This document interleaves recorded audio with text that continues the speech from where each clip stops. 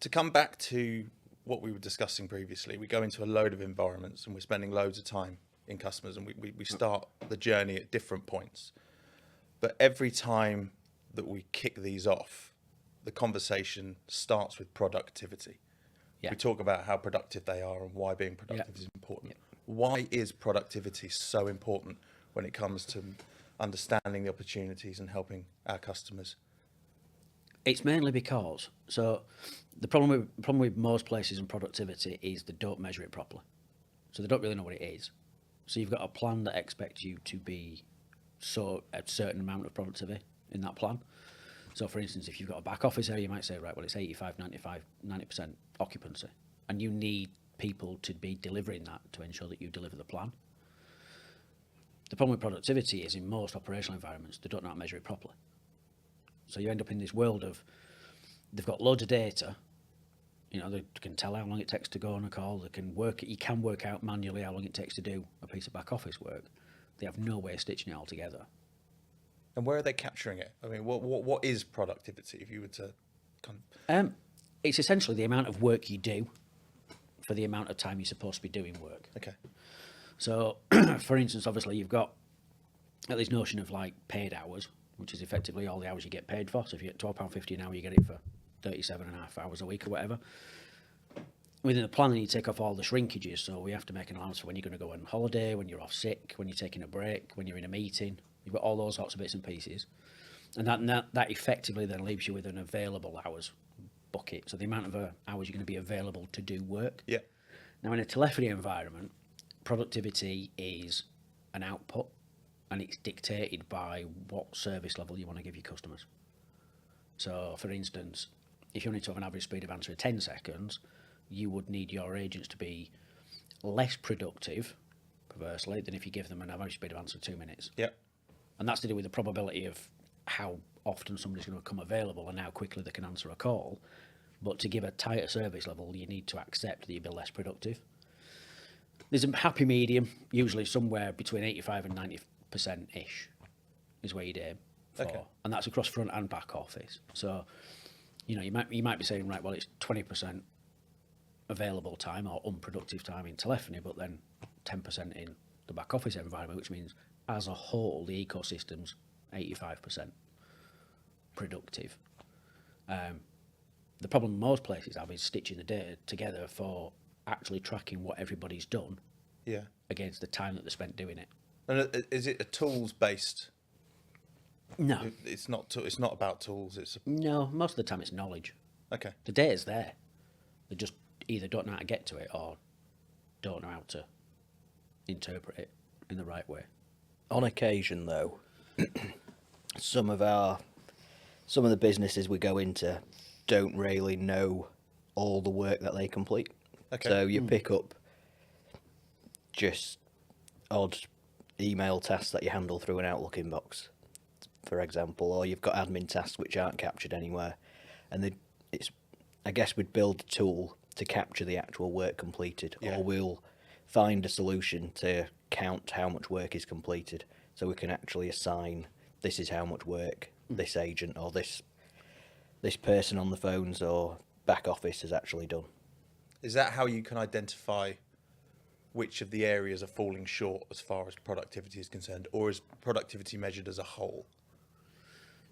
We measure it as a whole, really, for most operations. So we've got this notion of what you call work to pay ratio. So essentially that is how much work you complete versus how many hours you're paying for.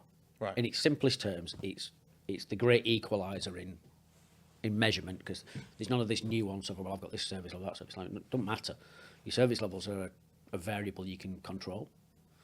The amount of work you do, to a certain extent, is not that controllable. It's the amount of work you need to do to follow a process, or based on customer contact. You can't really control it too much without major change. Yeah. And then you've got the amount of people that you employ. The gap in between is a variable that in a lot of cases you can control. So you can control the amount of available time you have, because that's quite simply the service levels you choose and how productive you make the staff, or you plan for the staff to be. Shrinkages you can control to a certain extent. Holidays are contractual, breaks are contractual, but you can change the contracts if you really wanted. You know, there are standards, and there are legal minimums. But outside of that, you can choose what it is. The main levers you've got is sort of meeting and trading time in your shrinkage and how you organise the work. Okay. So you referred to it as a leveler. Yeah. So the size of the operation is irrelevant based on. To a certain degree. So the most productive will be the bigger areas. Right. And the lower end of the scale will be the smaller ones, but you're still within a range of, in an ideal, if they're all running optimum, between 55 and 65%. So they will all sit in that 10% range, or they should, if they're all optimised, sit in that 10% range for overall work to pay ratio. Okay. So and that could be, you could have an area that's 5,000 people and an area that's 50 people, and you can get them both in that range. So it doesn't really matter how big they are, they can get within that narrow banding of productivity overall if they are optimised and organised in the right way with the right controls in place. Yeah. Okay. That makes sense. So productivity, is there a connection between productivity and CSAT, for example? Is there a way of combining the two? Does it have an impact? No, not really. It doesn't. No. So customer satisfaction is more around, the only link you've got really is the service level that you answer your responses to. So how fast you answer the phone or how quickly you turn an email around, for instance, will impact CSAT, customer satisfaction. Nothing else does. The customer doesn't see it. You don't even know all the shrinkages and all the calculations that exist. All they see is, I phone that number and I get answered in a minute or I get answered in 10 minutes. Fine. So, the thing is, on the productivities, the only way to really influence it is to be unproductive on the telephony and have a really high average speed of answer target, which will make you get answered faster. But in real terms, it won't make any difference because customers just get used to it. Yeah. So if you can give her, if you answer a call in 3 minutes, customers will become acclimatised to answering it in 3 minutes. If you answer it in 10 seconds, they'll become acclimatised to answering it in 10 seconds. Whatever target you set is almost, what you don't want the customer to do is abandon the call. And that's where the target setting really comes in, which then impacts your productivity downstream. But that's the key. The key is just to answer the phone before they hang up. Are there any examples that you can give of customers that were unproductive when you met them? You don't have to give names. We're not expecting you to dox anyone. Were there examples of customers where we've seen them as unproductive where we first started? Yeah. What did you do and what was the end result of that? Do you want me to say this? Yeah, you can take that one. So, yeah, this is pretty much the norm for most of the contact centres we go to. The biggest or the first thing we have to do is understand the data and understand what's reported on or what can be reported on. The first step is always understanding what the gap is in hours. So if you're on the phones for 4 hours, how much of that 4 hours did you actually spend on the phone? Right. That's the first thing. It's the first gap, and it's the first measure of you can't be productive if you're not doing the right thing. So, if you're not doing what's expected of you, you can't be that productive. Yeah. So the first thing we always do, go back to the data, understand how they currently perform, what data's available, and then often we end up creating reports which show them not every KPI, but a few key measures that the contact centre and all the, team leaders, team managers, and the senior leadership need to focus on to get the best out of their agents. Because once the people are doing what they're supposed to be doing, it's then a case of driving all the individual metrics underneath that. So the AHTs and CSATs and everything else, that comes after you've got the agents first and foremost doing exactly what they need to be doing. Yeah. And that's kind of the first step. So first step's kind of Sandeep's world of, can we see exactly what's happening? Which is the biggest issue. Can we measure it? Can we measure it? Yeah. And I don't think we've ever come across anywhere where we can't get to everything that we need to get to. Right. There's some manual workarounds, and this is where people, businesses struggle because they think, well, I don't have a system that tells me that. It's like, well, email average handle time is a key one. Most places go, I don't know what my email AHT is. And you'll go, right. Do you know how many emails you do? Yeah. Do you know how much time you spend doing emails? Yeah. It's like, well, you know Got your it. email AHT then. Yeah. But they don't think of putting the two together. And one of the reports that kind of Standard builds out as a standard is this thing of just tracking how much time people spend and how many things they do, Yeah. and therefore we can tell how many they're doing. Yeah. And then what you can do is then you agree with the operations guys of what the right level of work is, so how many they should be doing, and then you can measure their productivity against that target. The key bit is though not to get hung up on individual targets, because all productivity across everywhere will run in a distribution. So you'll have people that are unproductive and people that are overproductive. But the aim is, with the work that we do, is to get them into the average. So overall, they are as productive as you need them to be, accepting that some people will be slower and some people will be faster. The idea around impacting the productivity at that point then is to move that distribution curve up to the right to make everything a little bit more productive. And a key way to do that is when you can see it, you can and measure it, you can target it. Yep. Because they don't see it and measure it, they never target it. They never, they never go to an agent and go, well, you only did 3 yesterday and you should be doing 10. What happened? They don't have those conversations. They just accept that they did 30 yesterday overall. Yeah. So then they can start to have those conversations. But once, like Sandeep said, once you get everybody doing what they're supposed to be doing, then we can actually look at how the work's organised to get them more productive. Yeah, that makes sense. So, in essence, you're making everybody who is working more efficient Yeah. at what they're doing and more effective at what they're doing. Yeah.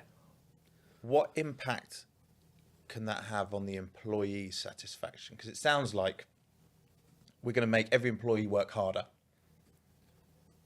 How does that? Is there a negative impact? Is there a positive impact? I guess if I feel like I'm... Yeah, so Yeah. it tends to. It sounds like it should be a negative impact. Yeah, it does. Yeah, it's not. It's never actually the case when you get out the back of it. Right. You're paying people to do a job. You expect them on an 8-hour day to do 6 hours of work.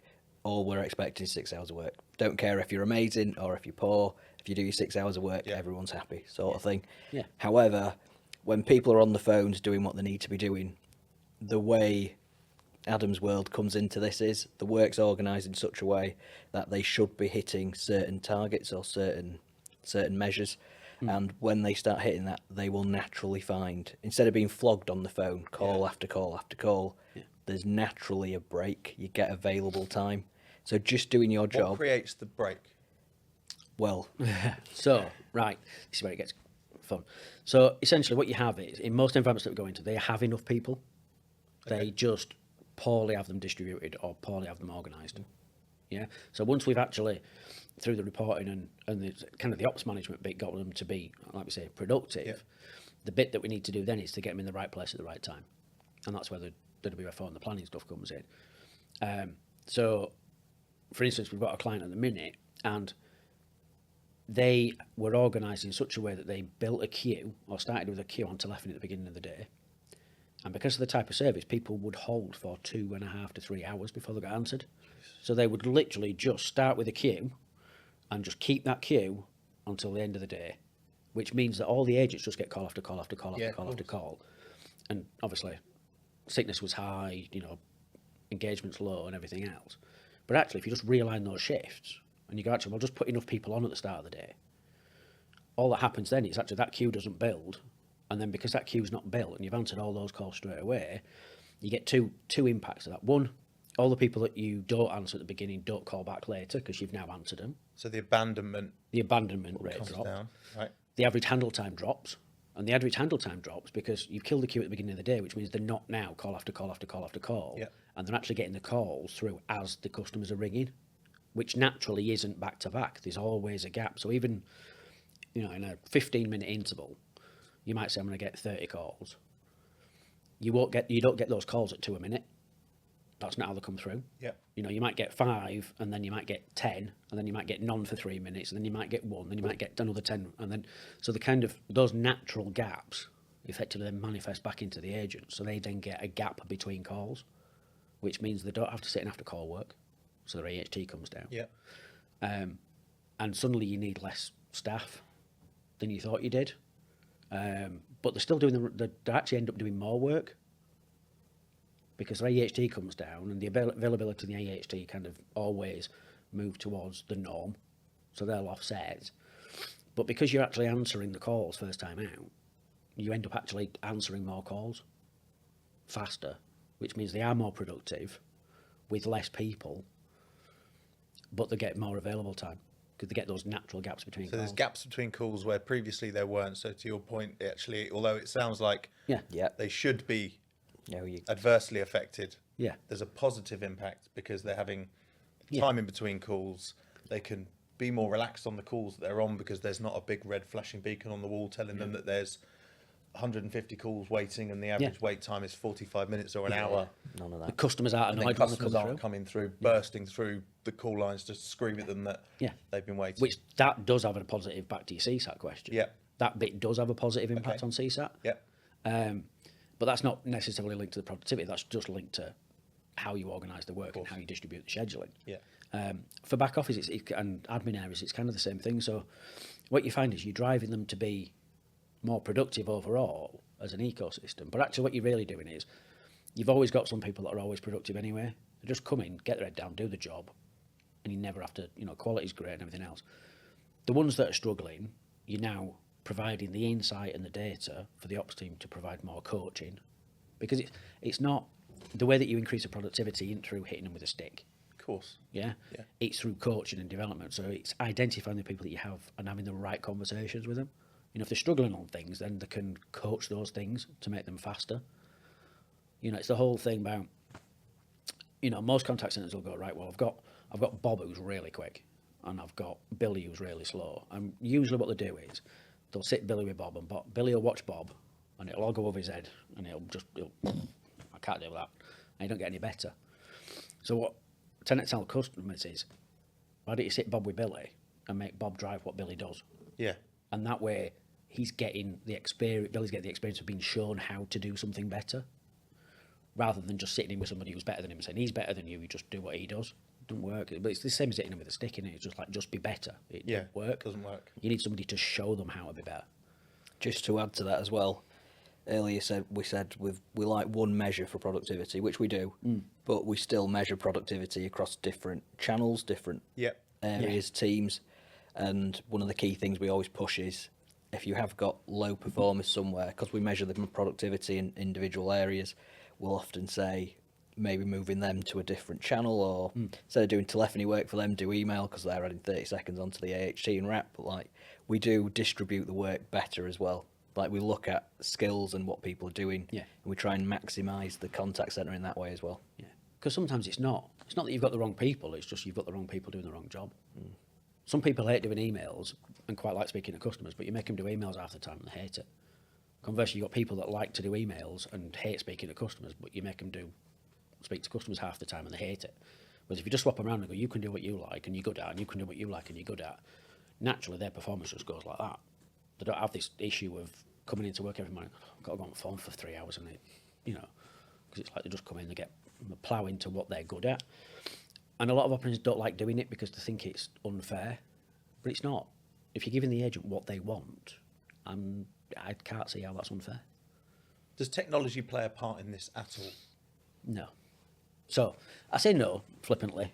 It doesn't really. I mean, all the tools that we build are Microsoft Basic. Excel, Yeah. bit of Power Dashboard. BI. It's just it's not really a tool. It's a tool, but it's a tool that everybody's got. Yeah. You don't need to go out and buy a specific system. Technology. There's no new technology.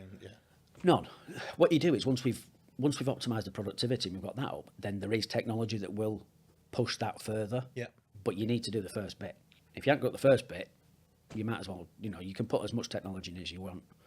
It won't deliver the benefit. It may get you back to where you could get without it, and a tiny bit more, but that's not really the business case for buying it. The business case for buying it is that it will reduce the amount of customer and therefore agent effort to deal with a query. That's really the buy, is it takes work away. But you're not going to get that. All it's going to do is get you back to where you should be anyway most of the time. So you have to do the optimization first and make sure all the productivity is right, work's organised correctly, all that stuff. Then you can put technology in. So we often talk about productivity being the arrowhead or the spearhead Yeah. of a self-funding transformation. Yes. So why is that? So the main reason for that is what you'll find is most organisations are generally that we deal with are generally smaller scale. We've got some, there are some big organisations, but a lot of them are smaller scale. So they can't buy in all the expertise and skills and things that they'd like. They've kind of got to either home grow it or or work with people like us to come in and do things like that. So what you'll find is in a lot of places they will not be optimized even if they're optimized from a productivity perspective, they can see everything, they can measure everything. They've got the agents where they need them to be. A lot of the time there are huge gains to be made by using the right organizational design, by organizing the work in the most effective way. A key bit is things like, scheduling, flex and minimum staffing will impact any smaller telephony area every time. There are ways to get rid of those though. So you don't have to spend the money employing extra people just because you happen to be home 24/7. There are ways to make that time productive through reorganising the work, at which point then what that does is then means, right, so say you've got an impact of minimum staffing, you need an extra 3 people for minimum staffing, and your scheduling flex is costing you 10 people. If I can make that go away by reorganising the work, I've suddenly got 13 FTEs worth of budget to play with, which, on the average is over 400 grand a year. Yeah. So you could, if you bought tech at 200 grand a year, you've still saved 200 grand a year. So it costs you nothing. It's saved you. You've bought something and it's, you've got a 100% ROI on it, basically on the cost of it, and it's notionally free to the business. So it's that kind of thing that we see, and that's kind of how we do it. It's to make, because if you make them as as productive as possible, organise the work in the right way, you have the minimum amount of staff. 99% of places we see are not like that, so therefore we can always generally make a business case for any tech they want to invest in, if they want to invest in tech by the time we've finished. Some don't. And the technology helps sustain, in some instances, the benefit that's been gained, but also in its own right will drive, if it's done properly. We know examples of when we've had customers that approached us to buy technology, but the operation was underwater because they were abandoning 50% of their calls. And I think tech's going to save the day. And the tech is the answer, because that's the tech salesperson. It's what the vendors tell you. Save 30% off the bat. That's it, straight away, 30%. So putting technology in after they've been optimized means that it's more likely to it's more likely to drive the benefit that it's been sold against. And they're going to actually keep it turned on. We see it turned off. And to be fair, a lot of that it's almost psychological with that one. So if you've optimized them and then you drop the tech in, it makes everything more sticky. Right. And the reason for that is that to get them optimized, you have to get them to buy in to it. If they're really resistant to it, you can't help it. If they just say, right, if you go to them and say, right, you need to do this, do that, do the other, and they go, no, I can't help you. They have to want to go on the journey. And because they want to go on the journey, when you get to the end of it and they go, right, well, I'm going to buy this bit of tech. And then you go, right, well, if you buy that bit of tech, it'll do this and this, but only if you do that, because you've built that relationship up of, them buying into you and your expertise as a process, the more it literally does make everything stickier. You talk about building relationships. I think that's quite an important one, because I know that we kind of drop you guys in, we parachute you into these client environments where at a high level they've told us that there is a problem.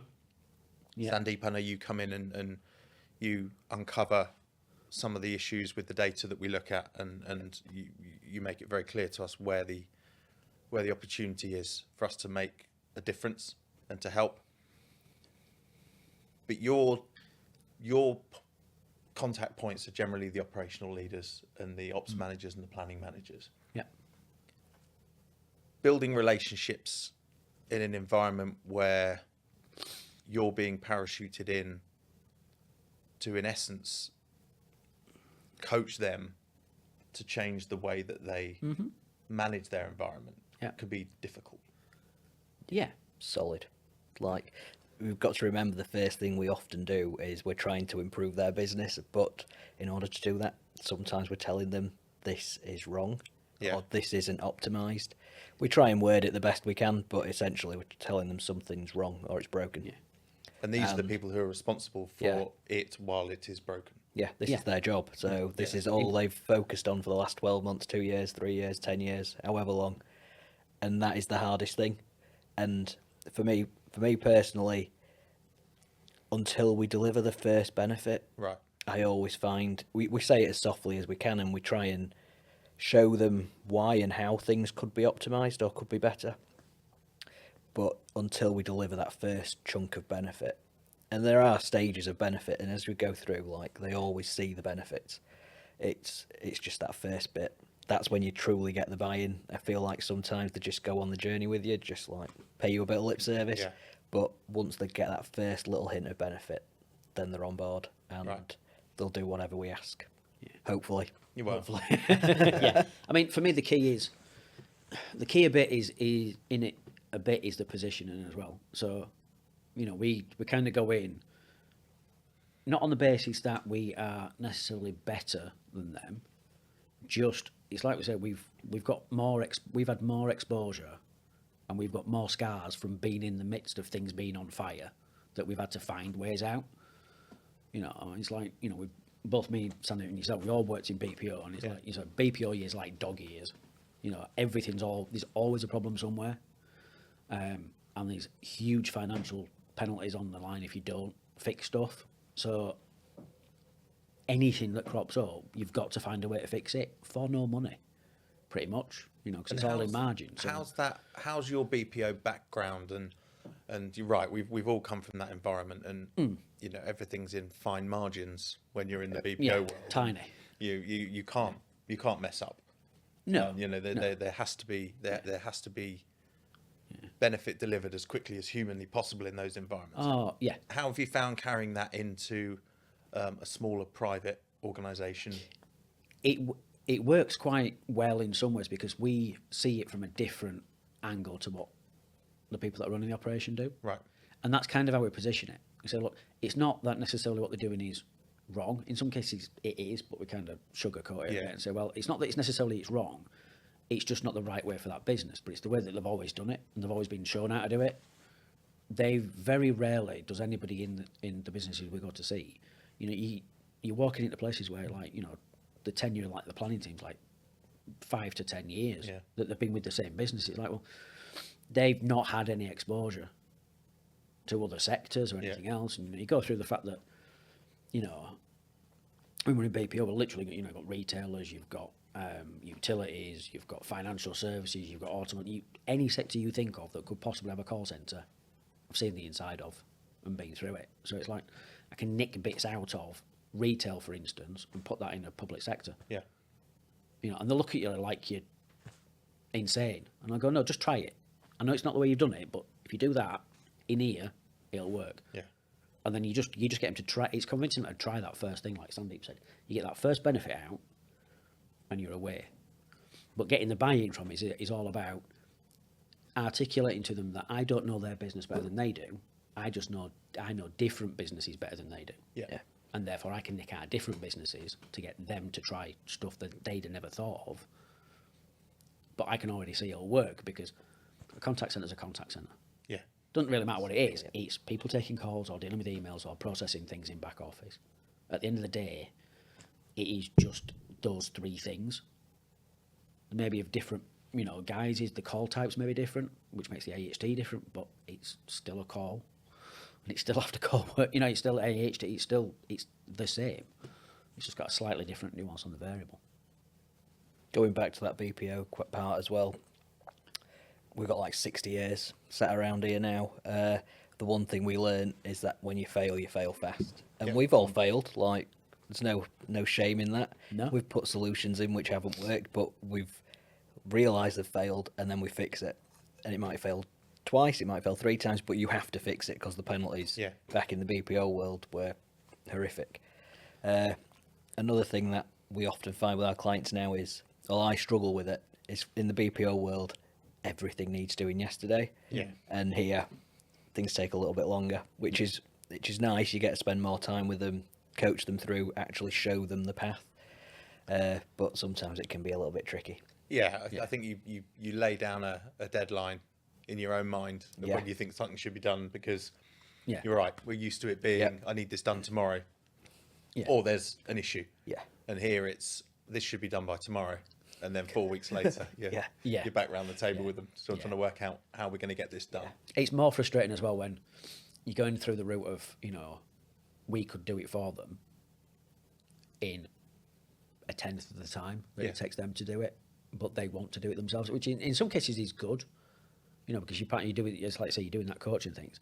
In some cases, their service is so far on fire, they don't really have the luxury Right. of leaving somebody 2, 3, 4 weeks to learn how to do something that, for instance, Sandy could build in a day and deploy literally in 24 hours. You can have it, it's done. Just need to test it for a couple of days, and then. But some of them, 6 weeks later, and it's like, have you tested it yet? No, we've not deployed it yet to test it. And it's like, right, okay. And while they're doing that, everything's still burning. So sometimes it does get a bit frustrating, as much as anything else, because they don't seem to realise the impact. Because it's like the wood for the trees thing. There are customers on the end of the phone that they are just delaying sorting out and fixing the service issues to answer those customer queries, because they want to do things the way they've always done it and don't want to do it themselves and take weeks and weeks to do it. And so that really gets frustrating for me sometimes. To wrap up, if you could go in and fix one company, Yeah. who is it and why? I would love to go into the NHS. Wow.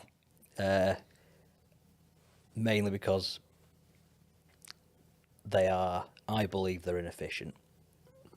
And whenever you go to the GPs, the hospital, wherever you might, the nurses, doctors do a fantastic job, don't get me wrong.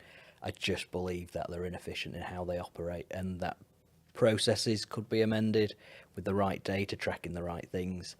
You could just simplify their world massively. Can't give you any more than that without Fine. telling you my personal life. Yeah, you see, you did. See, I won't go for NHS because my specialism is properly in the call centres. And I could do things outside of it, but it's not my bread and butter is. So I'd probably go HMRC. Biggest government contact centre, Yeah. pretty much after DWP, and they're on fire. They're in the news every year because they're on fire, and I reckon 3 months and they could fix it. Interesting. Thank you very much.